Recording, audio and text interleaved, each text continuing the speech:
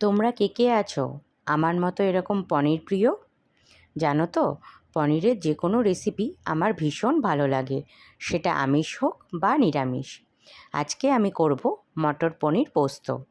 তার জন্য মটরশুঁটিটাকে আধ ঘন্টা আগে উষ্ণ গরম জলে ভিজিয়ে রেখেছি। আর চারু মগজ, একটু পোস্ত আর কয়েকটা কাঁচা লঙ্কাকেও ভিজিয়ে রেখেছি। 100 গ্রাম ক্রিম পনির নিয়েছি, সেটাকে টুকরো টুকরো করে কেটে তার সাথে নুন, হলুদ আর কিছুটা গোলমরিচ মাখিয়ে নিয়ে হালকা করে ভেজে তুলে রাখবো। চারু মগজ আর পোস্তটা বাটার সময় তাতে একটা গোটা টমেটো আর একটু নুন দিয়ে বেটেছিলাম।